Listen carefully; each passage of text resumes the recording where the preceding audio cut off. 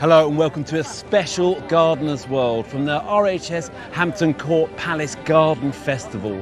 Now this is the largest annual flower show in the world, so if you're into gardening, this is the place to be. From the creativity on display in the show gardens to the splendour of the floral marquee, this is the place where garden designers and passionate growers get to showcase their very, very best. Whether you are new to gardening or a dab hand, this place is full of ideas and inspiration to get everybody growing. First impressions, looking like a good show, Adam. It certainly is. I'm looking forward to going in that marquee. Yeah. And these already look good, don't they? Show gardens. There's lots of show gardens. This is a big show. We've got to pace ourselves here, you know. I've already seen some really great stuff. Yeah, looking forward to getting stuck in. On tonight's show, there will not be a pot or a petal left unturned, as Carol's on a mission to bring us this season's must-have plants and flowers. we'll meet a first-time designer whose show garden is based on minimal maintenance to create maximum effect. The ethos is about introducing new gardeners to more sustainable ways of gardening with a small gravel garden. And if you've been watching Gardener's World, you'll know that Sue has designed her first ever show garden. After months of planning and hard graft, the big day is finally here. I'm not a designer and it is a big ask but very exciting, so I thought I'd give it a go.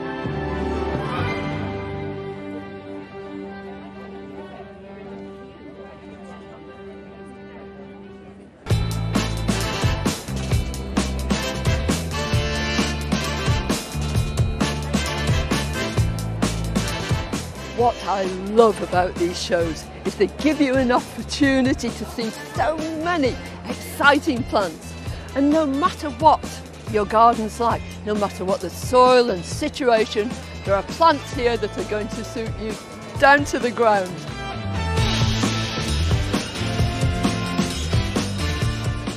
If you've got really heavy soil, then members of the buttercup family, Ranunculacea, might be the answer to your prayers.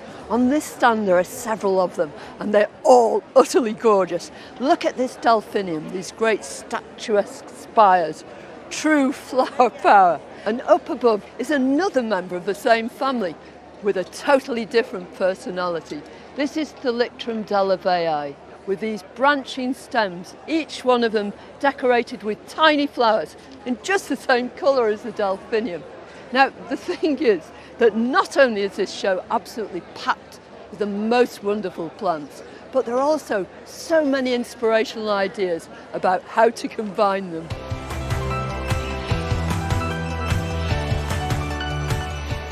How about this for a stand absolutely brimming with goodies? Here's this hydrangea paniculata. It's called Wim's Red, and it's just glorious. With any hydrangea paniculata, if you want to make sure that you have strong stems with really big flowers, then you can go to town when it comes to pruning. Go right down towards the bottom, leave about this much, and then they'll produce these great big strong stems. But when it comes to this little salvia, this is a salvia called La Mancha. When these glorious flowers have finished, take your sharpest secateurs and cut just above the next leaf node, and that will make each stem branch out and be smothered in a second display of gorgeous flowers. You can do that right through the season, and why not take a few cuttings, just short lengths from shoots that aren't flowering, put them around the edge of a pot of gritty compost, and you've got new plants for the next spring.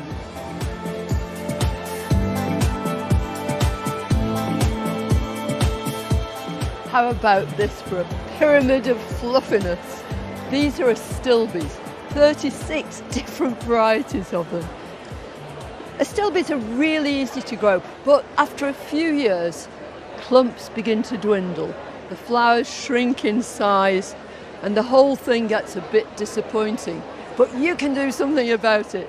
Just dig them up, preferably in the autumn, get your sharpest spade, and just go through the centre. Make as many big chunks as you possibly can, and then pot them up into really good compost, and then the next year you should have a Stilbeys better than they've ever been before. Well, whether you're lucky enough to come here to buy your plants or you're getting them from your nursery or garden centre locally, make sure that you choose the right plants for your soil and situation and find out all about how to grow them and how to treat them. That way your garden will be blooming marvellous. It always amazes me as to how much work goes into getting flowers perfect for the show calendar, especially when you're trying to tease them to come early. My dahlias, I'm probably not going to see them for another month. So, how do they do it? Well, we went to the Isle of Wight to meet Darren Everest to find out exactly how.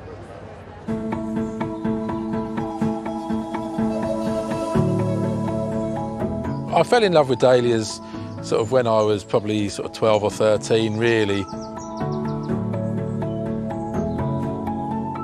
Started growing a few when I was sort of 13, 14, and I've never looked back since.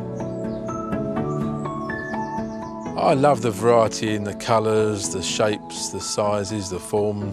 There's definitely a dahlia for everybody out there. It's my first time showing at Hampton Court, and it's my first time trying to get blooms out this early. So to get them out, I've had to grow them in the polytunnel to try and give myself a much better chance of having a decent cut. This year I've grown just under 3,500 plants.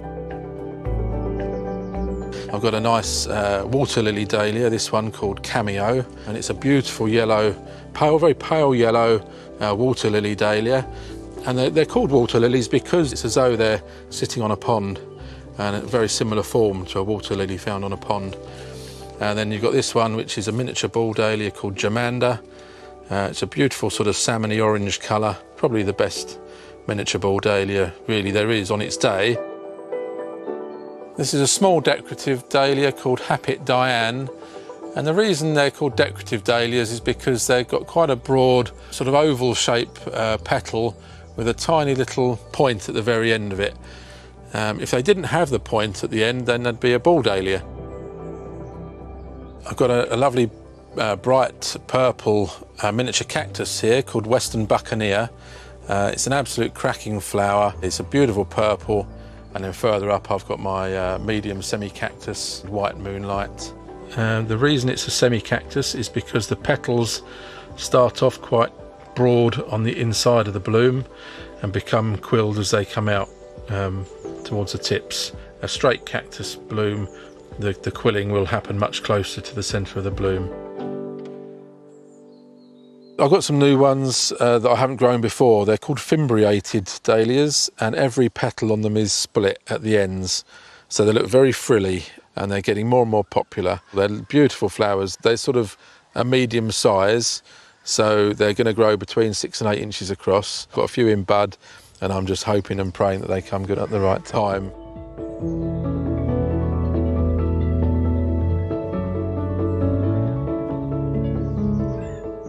When it comes to timing dahlias, you can time them pretty accurately.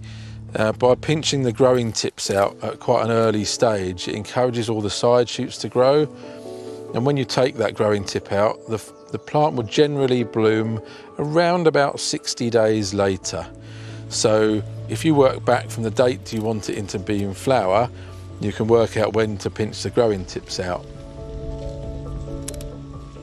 As you can see from this plant, it's already flowering. You know, it's got one flower that's gone over, another bud that's about to bloom there. You really want to cut down to a break that hasn't formed any buds yet, and they're the ones that are going to give you your flowers in a few weeks' time. And I'll just work my way around the plant, finding the right place to take the next ones. And there we go, that's a nicely trimmed little plant.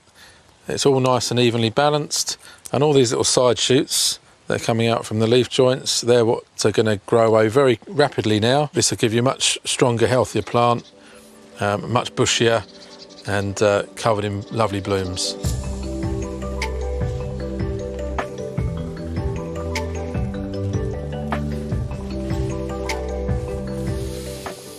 Right, this is how I'm going to display my flowers at Hampton Court this year.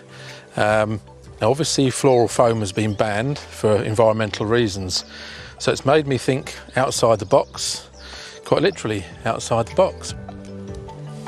So I'm going to trim this one up, pop it in there and just see how much I've got to take off. A bit of the stem off and just pop it back in. Let me just put hands underneath just to bring the petals forward a little bit. And there we go. If I can get all my blooms like that on the day, I'll be ever so pleased.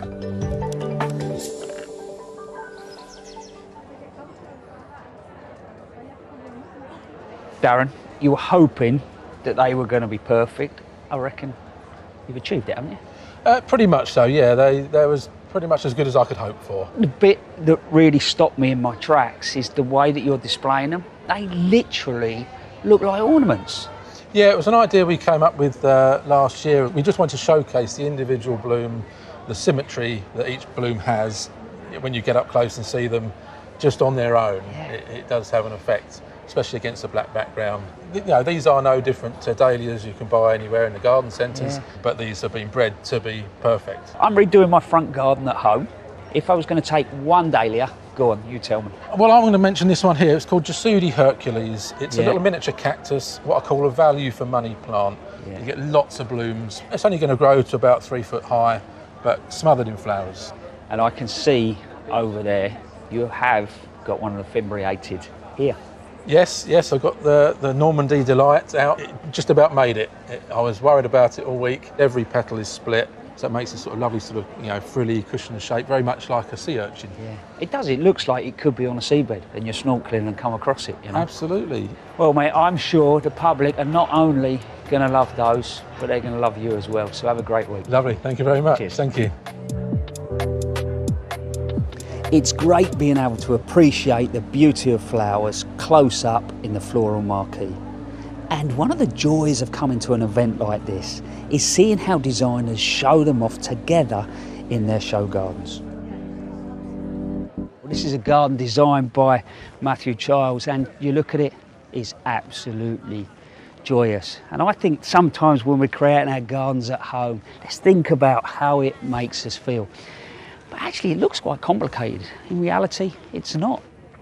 This circular wall really sets the tone. It makes you feel safe, but then it's repeated in these water features around and even this sunken area here. And this is something you can do at home because it changes the eye line. Now I'm looking down on the plants. And if I sit down under the shady tree here, the materials sit well, the rocks, the gravel, the wall really starts to set the tone for the planting. Look at the wonderful combinations, the salvias, the achilleas, the euphorbias. He's played massively with shapes and forms and it's delicate. The whole thing just seems absolutely alive.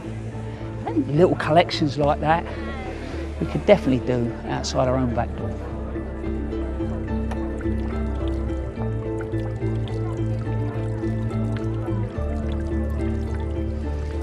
This garden is designed by Mark Gregory and it's not so much about mood, it looks at how we might future-proof our gardens. You're actually drawn in by this water feature, but it doesn't stop there. It's repeated, lower there and then up here.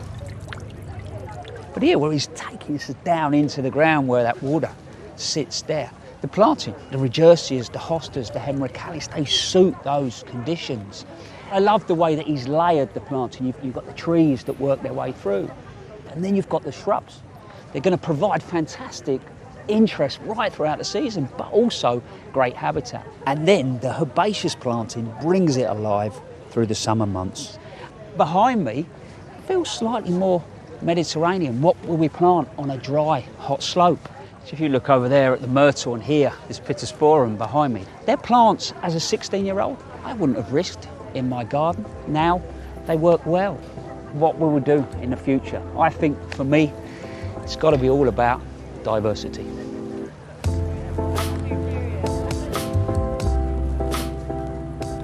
Now this feels completely different.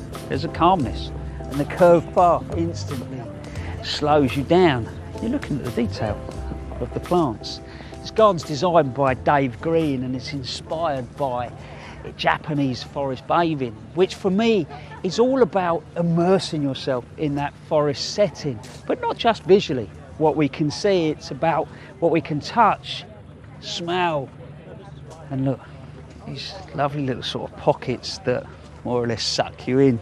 It'd be rude not to. It's interesting, isn't it, when we look at planting, we can be a little bit fearful about shade, but here Dave's just really engaged in it and he's gone for it. So maybe we shouldn't be quite so obsessed as to how much colour we can add to our garden. Think about how many leaf shapes you can add to yours.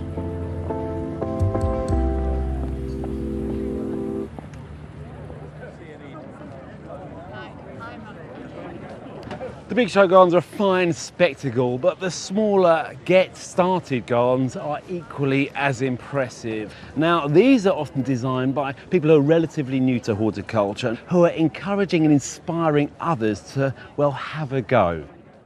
A few weeks ago, we met up with Hamza Adam Desai in the run-up to the show. I learnt everything I know about gardening here. The square and the gardens were essentially my training ground. Where I live, we had extensive grounds which needed a lot of maintenance. So I asked the residents of the square if it would be okay for me to start tending some of these flower beds. So I started off with one single flower bed, and eventually I've ended up looking after the whole communal gardens of our square. It allows me to put plant combinations together. I have things like foxgloves growing here, and they're underplanted in the ferns because they can cope with a bit of shade.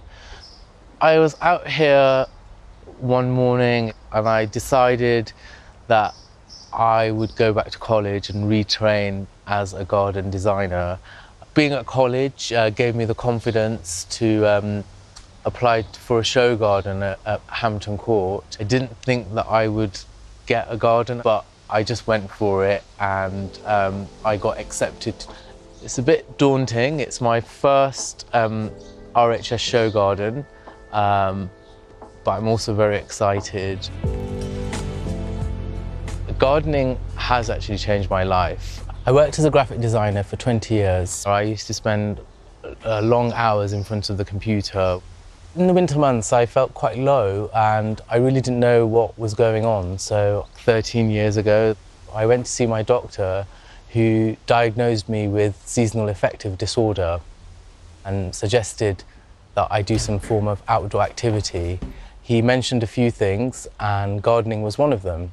And since I had a small window box, I thought, well, I could try that. And instantly, my mood changed, my whole outlook just changed, and I just wanted to be in the garden all the time. If someone would have said to me 13 years ago that I'd be doing a garden at Hampton Court, I probably wouldn't believe them.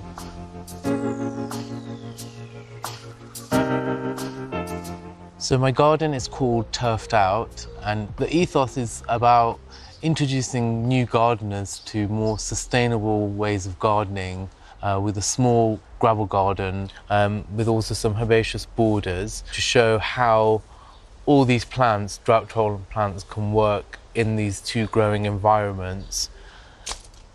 So these are some of the plants that I'm going to bring to Hampton Court. I don't think you can have a drought-tolerant, insect-friendly garden without having some verbena. Thyme is very drought tolerant. In fact, the more you neglect it, the better it does.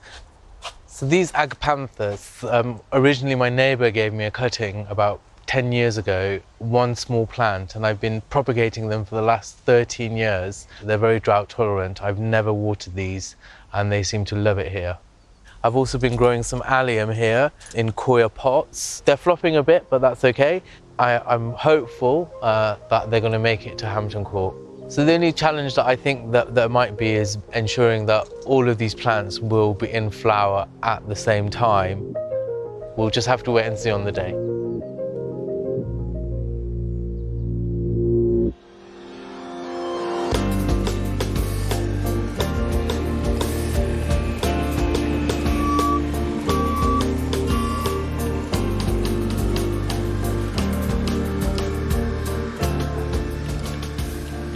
Finally at Hampton Court, so exciting to be here. The landscapers are putting up the fence, it's really busy. It's really interesting to see a patch of land because for such a long time you just saw it on a piece of paper, and when you see it in reality, it's actually a lot bigger than you imagined. All my plants have arrived and they look great. I love all the colours, it all works together really well, just how I imagined it. This is a Perovskia, lacy blue. It's a beautiful plant. It almost has a ghost-like quality to it, but there's a few discrepancies on the leaves, which if I put it into the garden, they'll be very, very noticeable. The leaves do tend to go a bit yellow. It's just the plant letting you know that it's got too much water, but we just take out the leaves just to ensure that the plant is looking its best.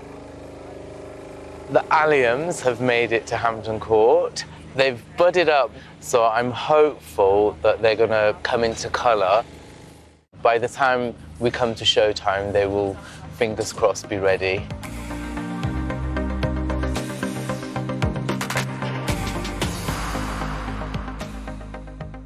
So these are the gabion baskets for my bug hotel. I'm going to fill it all with all these different logs, like that, and it's going to be a wonderful home for all those insects. I'm hoping that when people visit my garden that they'll be inspired, they'll take ideas away and create some of the planting in their own garden and hopefully start their own process towards sustainable drought-tolerant planting.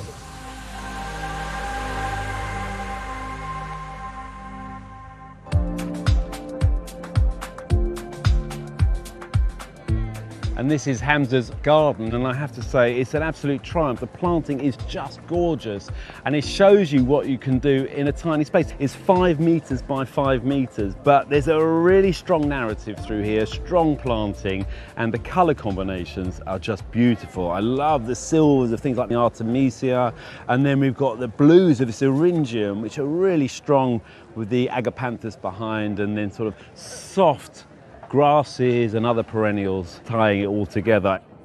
But it's the spacing of the plants that I like, and it feels as if they've just self-seeded, they've jumped out of the flower beds and into the gravel, and they're just doing their own thing, which works beautifully. But as an idea, you know, imagine this was a garden backing onto a house. You've got the house there and the garden here. Well, often people sort of have the garden separated away from their house. Here, the planting is brought right up to the house, right up to the windows. If this was a kitchen window, you'd be looking through this planting of Stipa and Verbena, and this sort of veiled planting. It's not blocky, you can see through it, but it creates foreground and draws the eye through to this silver birch. So even though it's mostly perennial planting, you've still got plenty of height in it, and that's what I like. I think it's great. It's covered in bees too, this garden. Hamza, congratulations. This is a really gorgeous little garden. Thank you, Joe. Thank you. There's a lot of different varieties of plants in here, but it doesn't feel crammed at all. No, and that's the interesting thing about some of these plants, because once they've established, they kind of fill out the space, and a lot of them can be left over winter as winter interest. The gravel garden planting acts as a backdrop to some of the herbaceous plantings, so you don't need to have that many plants. So you want to encourage people in new build houses to do something like this? Yeah, if you've purchased a new build home and you don't know what to do, they're pretty much identikit gardens, big expanse of lawn, a waste of water, just watering it. Lose the lawn. Lose the lawn. I'm with you. And replace it with a simple gravel garden, and you can't go wrong. What medal did you get? I got a silver medal. Well, congratulations. I'm super chuffed. It's my first show garden, it's brilliant. So it's a wonderful achievement. Yeah. Is this garden going to live on after the show? It is, Joe. It's going to a primary school in Hackney, so the children can enjoy the plants, learn about sustainability, nature, so it's going to live on. Inspired by this garden. Yeah. And Hackney, that's where I come from. That's where I come from too. It's an inner city area. Yes. It shows you what you can do in the city. Absolutely. Well, well done. Thank you. Enjoy the rest of the show. Thank you, Joe. Thank you.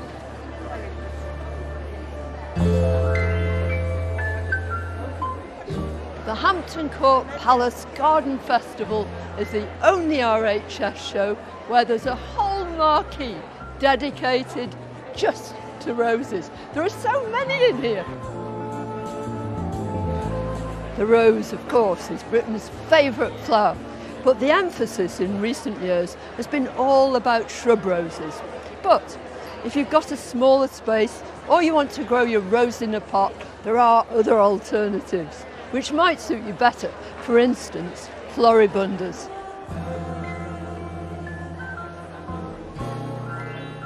Now, floribunda just means loads of flowers, and many of them are single. Now, the great thing about single roses is that all the anthers are absolutely full of pollen, so pollinating insects can get right in there and feast to their heart's delight. I'm particularly fond of the colouring in this. Just look at that.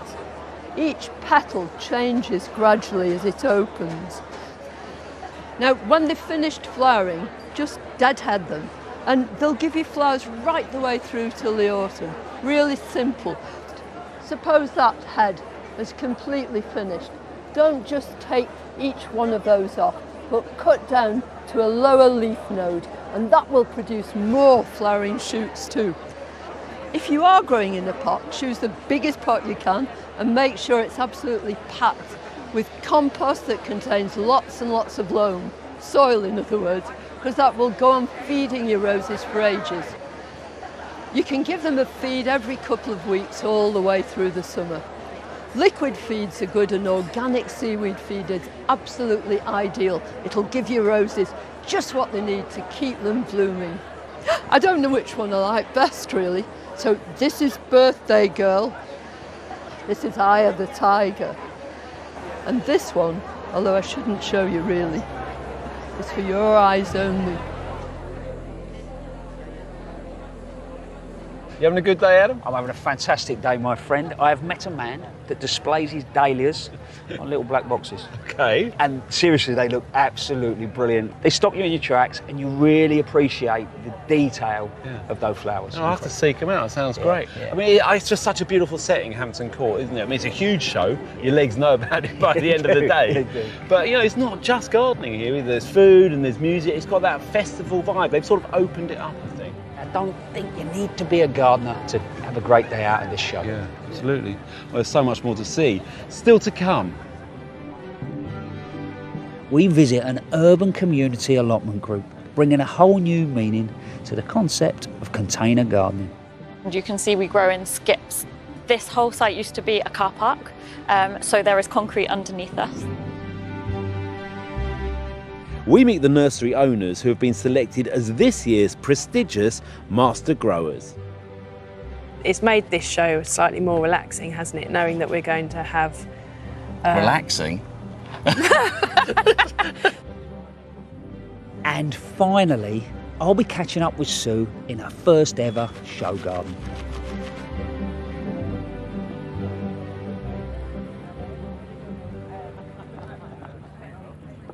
Now, it's not just ornamentals and design this year. Grow your own is a big theme too. And here on the River Cottage Market Garden, there's a fantastic array of vegetables. But there's lots of ideas here that you can take home and use in your own garden, of course, and it's not too late to get some veg into the ground.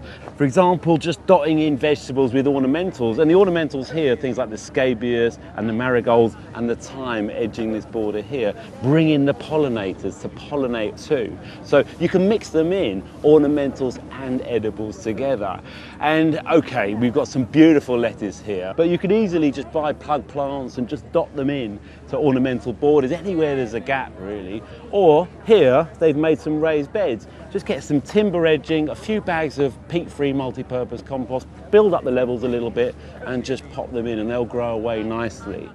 There's some other great ideas here too, like I love that kale, well, hedge really. It's like a screen between two areas of a garden and it's just got a great texture to it. And over there, there's some beetroot, and they're perfect examples as well, but it's not too late just to sow a few beetroot, and as they come up, you can eat the leaves as well as the vegetable themselves. So it might look really fancy, but there's just loads of ideas that you can do right now. In fact, it makes me want to get home and just get gardening.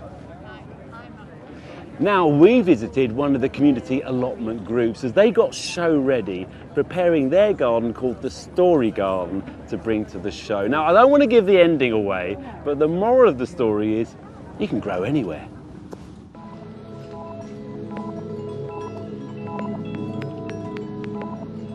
I'm Shireen, I'm the Community Engagement Manager. We're in the middle of King's Cross. I'm located in between King's Cross and Euston Station. One of the main focus here is around community growing and everybody's learning skills and sharing the produce and a connection to nature in an urban setting. We've got lots of butterflies, got bees here, we've got a lot of greenery. Come in here, you sort of forget that you're in London.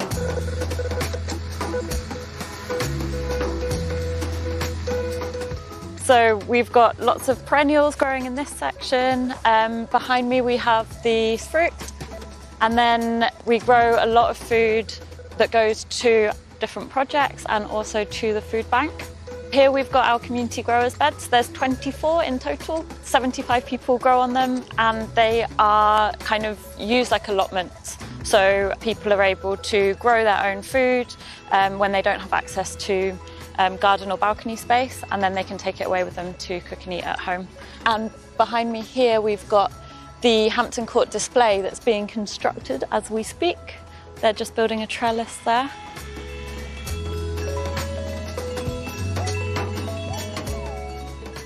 Everything here is grown in a container, partly because this whole site used to be a car park, so there is concrete underneath us. We're working a lot with the local community, making raised beds, and you can see we grow in skips. The idea is that they can be transported in skip lorries to new spaces. This is amaranth. It's a popular crop in the Bangladeshi community, and you can eat the leaves, but you can also wait until it flowers. It has these beautiful, vibrant flowers. And actually, I think these ones, they seed really easily by themselves. And I think something else was maybe meant to be planted in here, but they've overtaken them. So these are actually, they're technically weeds.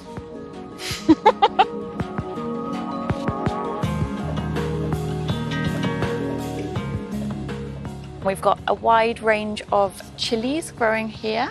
We grow different heritage and heirloom varieties, and that gives diversity to the garden, and it also means that we can save seeds in order to grow year on year with our own supply of seeds. So the bottle gourds and the chilies will be going to Hampton Court. I'm not sure how well they'll do outside. It really depends on the British climate this summer. But yeah, we'll grow some indoors and some outdoors so that we at least have some fruits.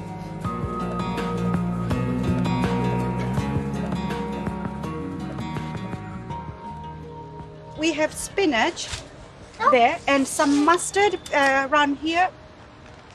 Well, these vegetables are from India and Bangladesh. The mustard, they will grow really tall. They'll go up to maybe this height, right? And then the flower becomes like really yellow, bright yellow flowers. And then we eat the leaves and we eat the flowers as well. It's very, very tasty. And the seeds as well, because the seeds are, actually this is a mustard, I think. And the seeds, we can take the seeds out and we use them in a lot of our spices when you're cooking curry and things like that. I've never been to Hampton Court, to be honest with you, so yeah, looking forward to it. I can't wait. I'll be very proud to take things from here to show people. I don't know if many people know about this mustard and things like that we can grow here. So yeah.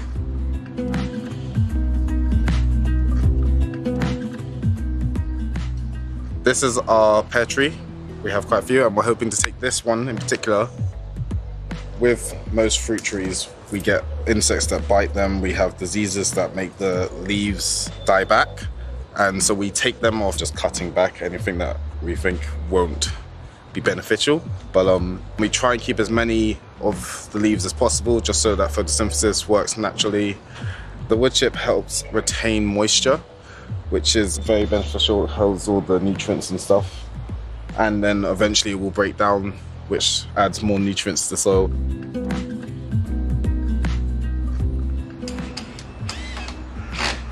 So we've got our little Hampton Court garden here. 3 metres square, so it's just going to really be a little snippet just to kind of capture what we do and how we do it. These are hazel bean poles, and we just wanted something a little bit rustic that will create that vertical growing space. And then what we want to show really is how you can put gardens together for very little. I mean, a lot of what we've got here we've just recycled again and again and again.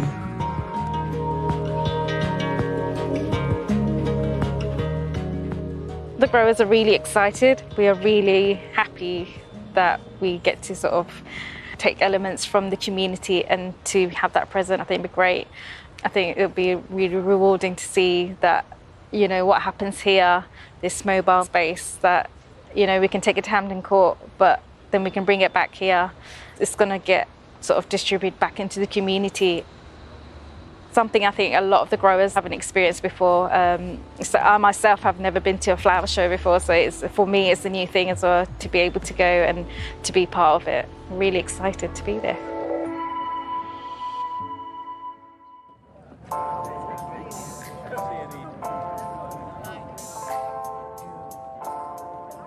So this is it, they're perfectly formed space. Do you believe this is about 3 metres by 3 metres? And with these raised beds, they have crammed so much in. There's 2 apple trees, tomatoes, then you've got chard down there. Over there, you've got the flowers like borage and things like that. I think it proves that you don't need a lot of space to grow vegetables. But what I also think is great is just those vegetables can bring a community together. And that's what it feels like down here, the allotments. But also the place is rammed full of ideas, and I'm busy creating my veg garden at home, so I want to see what I can find.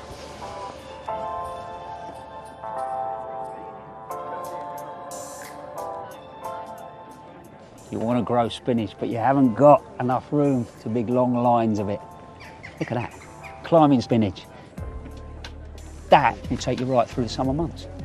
Cracking, isn't it?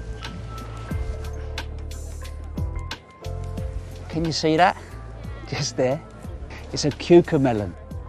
It's sort of cucumbery with a touch of lime. That's the final taste of it. You pick them about the size of olives. You keep picking them and it will keep flowering and producing right through to September. So not only will that put a smile on your face, they'll also dress a salad.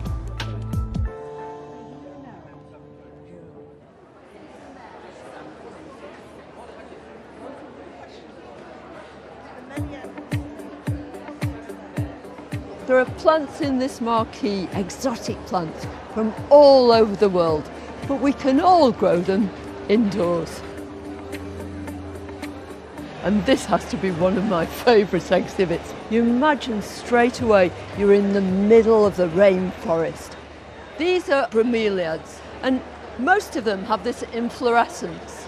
This one is Atmea del Mar. Isn't it gorgeous? But how do you grow them and what makes them happy? Well, just as they're displayed here, in their natural home they're epiphytic. In other words, they hang on to tree limbs.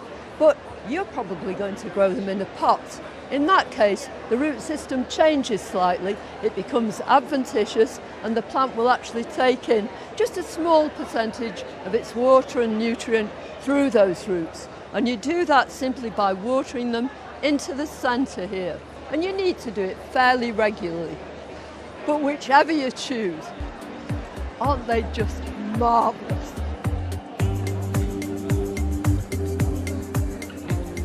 From the rainforest to the desert, this stand is just full of the most wonderful specimens of cacti and succulents you ever did see.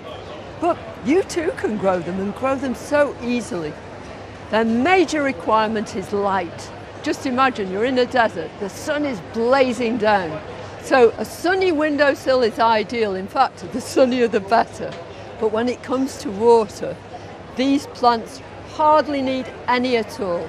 Over the winter, they go into a slight dormancy. So you just need to give them a little dribble occasionally.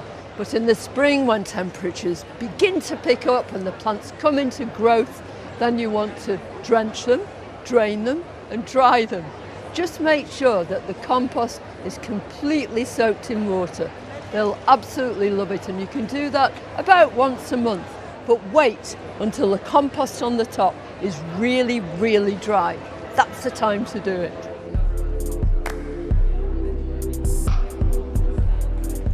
Back to tropical climes. Just look at this wondrous display. There are orchids here from all over the world. A lot of them are really, really difficult to grow, but a few of them are really straightforward.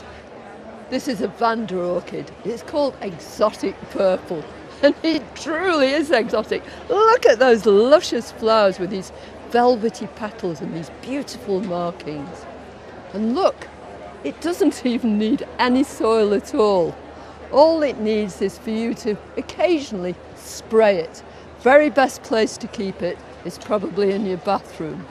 And the great thing is, this will keep on growing upwards and upwards, but whilst it's doing it, it's making all these little offsets all down the stem. And when you see that one of these has roots of its own, you can actually detach them with a very sharp knife and give them an independent existence. And at that stage, you can hang it up alongside your mother plant all along the shower rail. Wouldn't it look absolutely gorgeous?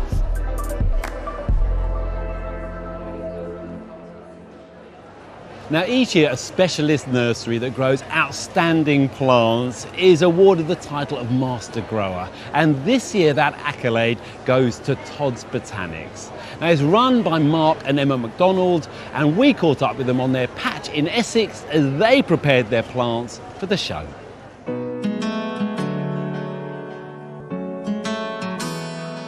We grow a huge range of plants. The season normally starts with bearded irises, which we've always traditionally grown for Chelsea, and then we grow all sorts from salvias and bananas, cannas, dahlias, olives. Whatever takes our fancy. Yeah. We only grow things we like, really. Yeah. Yeah. There's no point doing it otherwise. Yeah.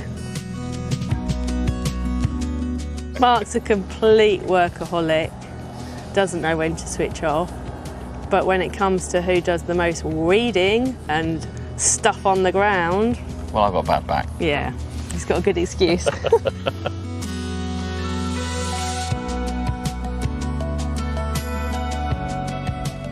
We're really honoured to be Master Grower. We've worked towards it for a number of years. I suppose we've worked towards being the best at what we can do ever since we've been growing plants. It's made this show slightly more relaxing, hasn't it, knowing that we're going to have... Relaxing?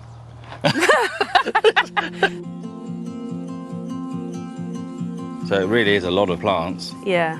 I mean, it's the biggest stand we've done at... By about 3 or 4 times? Yes. The main challenge this year is the sheer quantity of plants we need.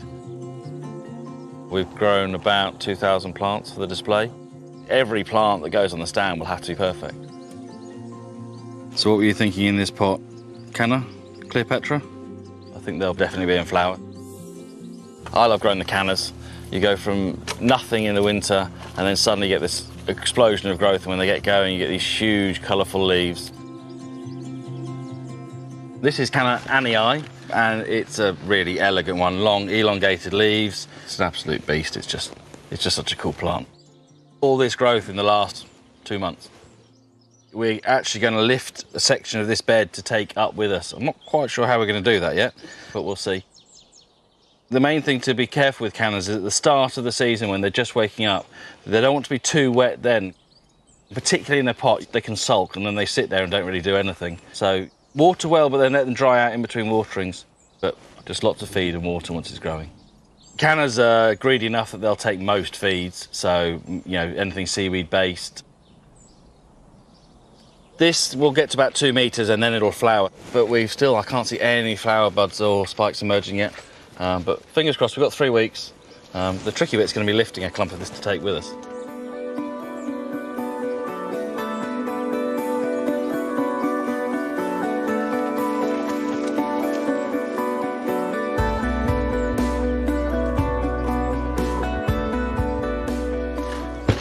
So this is Canna Durban, which is absolutely one of my favourite plants. It's just got these amazing leaves. When the sun's coming through them, You just get a different view of it every time you see it. It's just the colours through it are fantastic. And it has a beautiful orange flower as well that towers above it.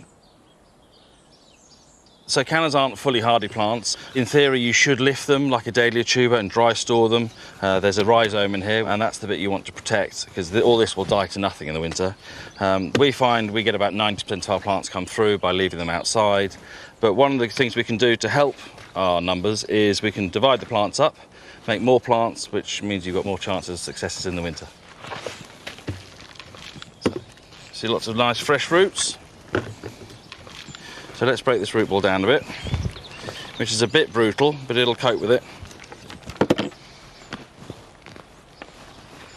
If you want them for your garden, you want to have nice, good-sized clumps. So I'll probably only split this once more here. So then we'll make one clump there, one clump here. So let's see if we can get a knife in there.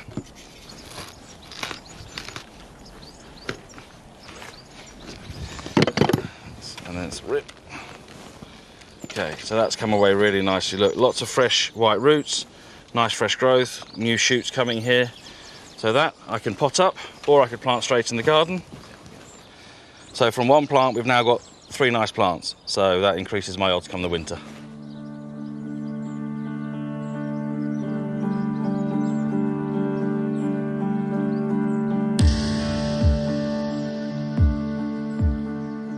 Here we've got our grasses that we grow on mainly for the displays actually. Certain varieties, like Stipa gigantea for instance, we absolutely love because it's so useful for our show stands. But it sends up lots of these beautiful flower heads, Maytime really, and they stay looking great right through till the frosts have hit them. Helps break things up and just give a bit of movement. Even in the marquee you get a little bit of a breeze through on a hot day and it's lovely. We've also got Calamagrostis overdam here, which is a lovely variegated upright grass with the nice purple tints on the flowers at this time of year. For the display, the plants need to be absolutely perfect, right down to pot level. So those last few days we'll spend time trimming away things like this, and any leaves that might have a little bit of just drought damage, they will have to come off just to show off the nice variegation and the nice flower heads further up.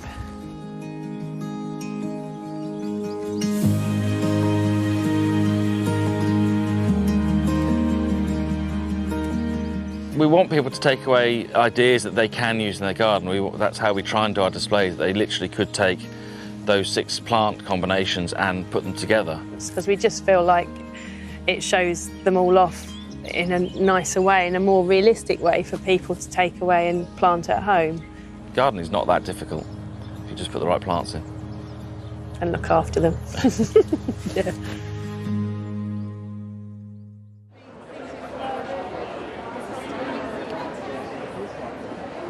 Well, congratulations, being Master Grower. It's a big thing, and Thank you. and you've done it proud. I mean, this is a wonderful exhibit here. Thank you. I was expecting to see a little bit of a bigger clump of the Anii over there, but you know, we still made it. We dug up 2 big clumps and one completely failed. It didn't cope with being dug up on a 30-degree day, funnily enough. Only about a week ago. Yeah, I was really pleased that one made it. Yeah, well, it gives the height, doesn't it? Absolutely. Yeah. But it really sets off pleased. the one in front. That is absolutely stunning, that foliage. Yeah, fantastic. Yeah, Tropicana Black, it's brilliant. Lovely dark colour, lovely flower. It's a really good goer. I love this combination here, through here, because you're really showing people how to put colours and plants together too. Yes. But, I mean, that totally tangerine dahlia, I've never seen that before. Yes, no, we love that one. Complements things like Dahlia Ambition and the Verbenas and even the blue in the Agapanthus really nicely. Now, this is a big exhibit, and you've packed it full of plants. Yeah, 12 metres long. It's by far the largest we've ever done, or will ever do. Oh, yes. Just for the display, we grew a couple of thousand, and 3 weeks ago we had 4 flowers on the nursery. We've had some terrible cold nights, really slow growth, so it's been a really tricky growing season. And we brought 3 van loads of plants up thinking that's about a van load too much, and we used every single plant. Well, congratulations, it looks great. People are absolutely loving it. Fantastic, Well thank you. done. Thank you very much.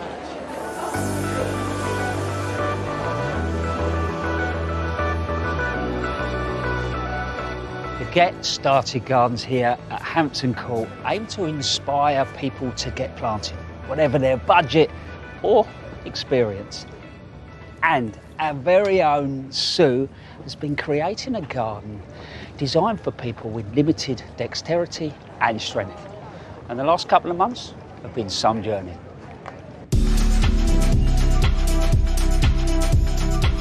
Since accepting the challenge of building a garden for the Hampton Court Palace Garden Festival, it's been a whirlwind. Now, I'm not a designer, and it is a big ask, but very exciting, so I thought I'd give it a go. Now, my garden is called Knolling with Daisies.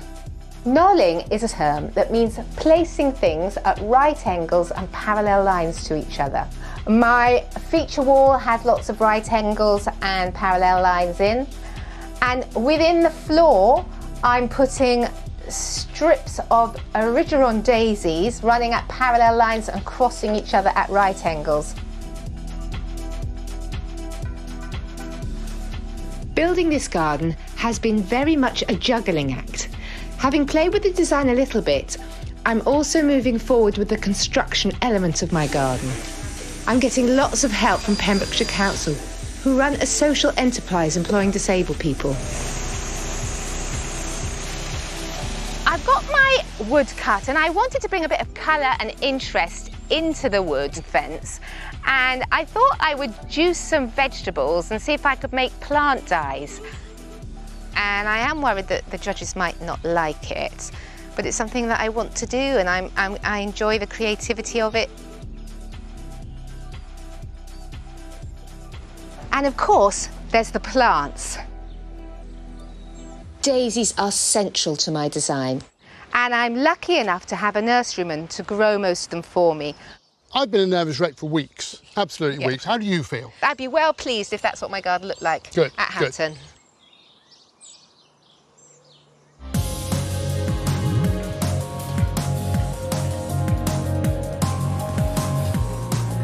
Morning, guys.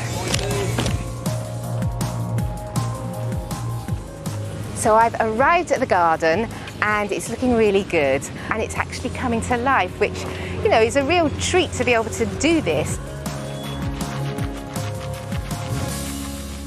The walls were the first thing to go in, and they're looking a bit bare at the moment, but once they've got plants in front of them, they're going to look great. I'm pleased with the beetroot in this wall, but the turmeric, which is yellow, I think we made too much of a diluted mix, so I'm going to make a stronger mix. But the green's completely disappeared, and I think it needs more coats to really bring it up and stand out.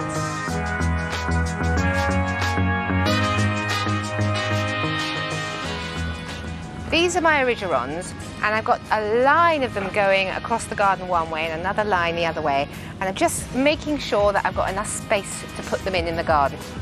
At Chelsea, I saw someone get marked down for their plant not filling the space, and I have that concern here, so I'm going to be careful what I select and how I plant them.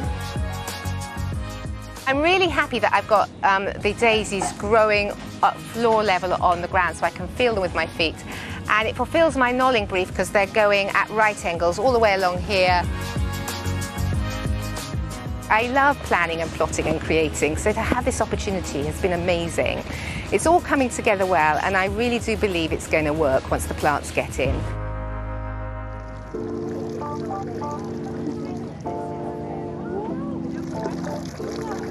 First thing I've got to ask you, designer to a designer, have you enjoyed it?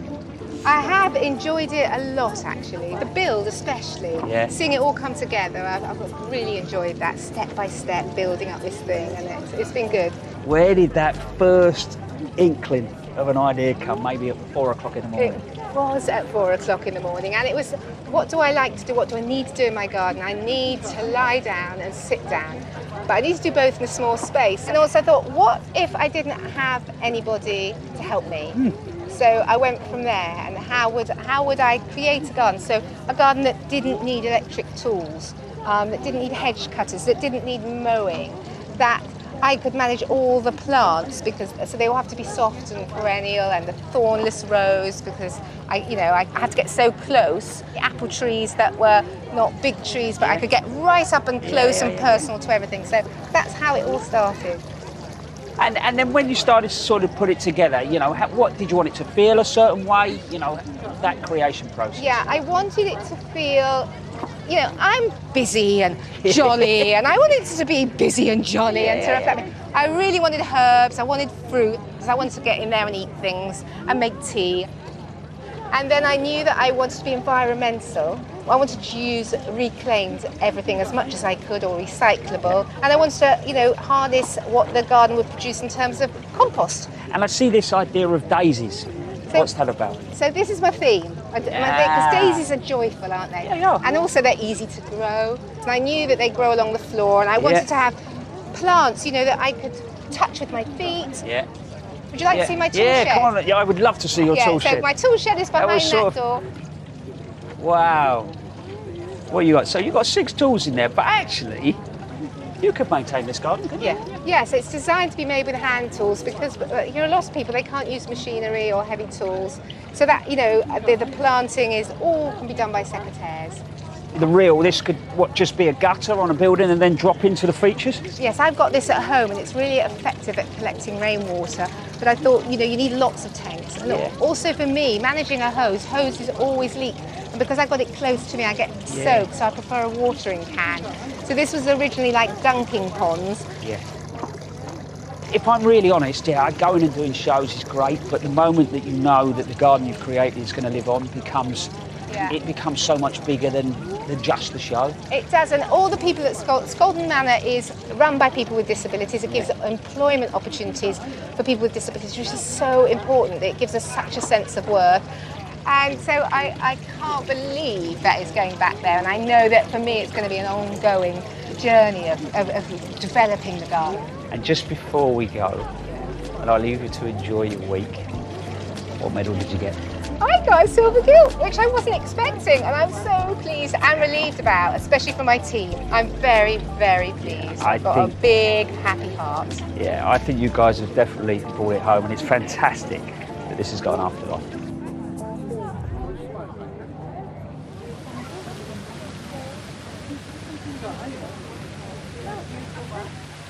Well, it's been a great day, hasn't it? I've had a lovely day. Yeah, brilliant. One thing I've seen, I know you saw it earlier, was the forest bathing garden, because it all got really hot and there's people, you know, everywhere, and I thought I need somewhere to chill out, and I just walked through there. It cooled me down, and also just being surrounded by sort of dappled shade and greenery, absolutely beautiful. Yeah, you can more or less feel your heart rate just coming down. Slow down. Yeah. How about you? Have you seen something special? I have.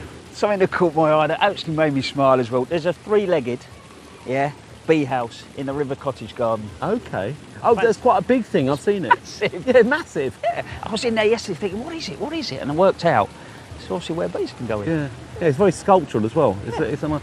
Okay. Might have to go and have another look at that. Exactly. Well, I'm afraid that's it from us from Hampton Court, but there's still tickets available. The show's open till Saturday night.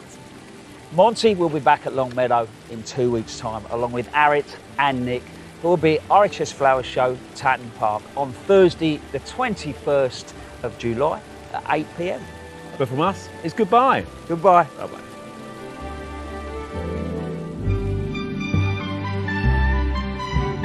From dolphins to red squirrels, explore Wales's biggest islands by land and by sea, Yellow's Anglesey on iPlayer.